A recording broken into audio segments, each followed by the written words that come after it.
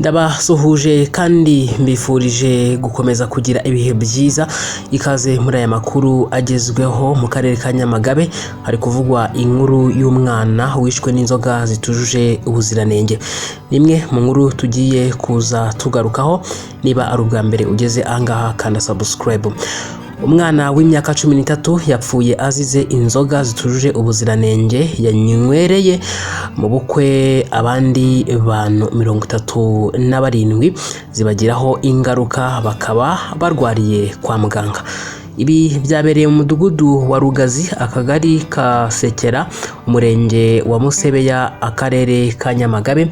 Amakuru dukesha bamwe mu baturage bo muri uyu mudugudu bavuga ko uwari ufite ubukwe yagiye gusaba uburenganzira ku murenge, abamenyesha ko afite ubukwe bw'umwana we, bityo ko bagomba kumuha uruhushya agakoresha inzoga n'ibiribwa byujuje ubuziranenge.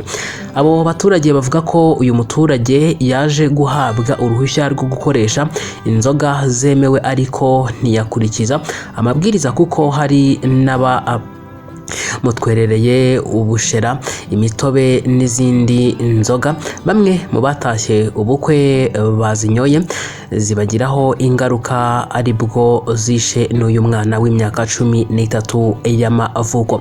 Umwe yagize ati usibye uwo mwana zahitanye, hari abandi 30 zagizeho ingaruka bajyanwe mu bitaro. Guverineri w'intara y'Amajyepfo Kayitesi Alice waje kwihanganisha umuryango wagize ibyago avuga ko uwo muturage yatanze ibyo kunywa n'ibyo kurya ariko bukeye bamwe bagaragarwaho n'uburwayi bwatewe n'ibyo bafashe bitari byujuje ubuziranenge.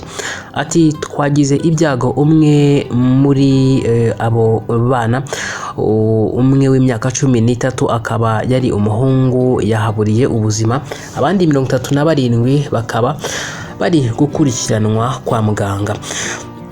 Guverineri Kayitesi avuga ko kugeza ubu abarwariye kwa muganga batangiye koroherwa ndetse bakaba bagiye gusezererwa.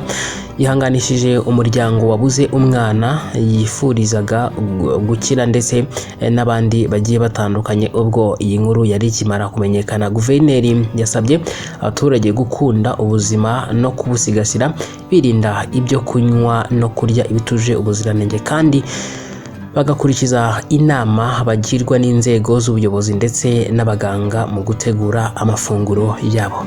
Twihanganishije umuryango wabuze ababo. Byari byo, dusubire mu biganiro byacu biri imbere.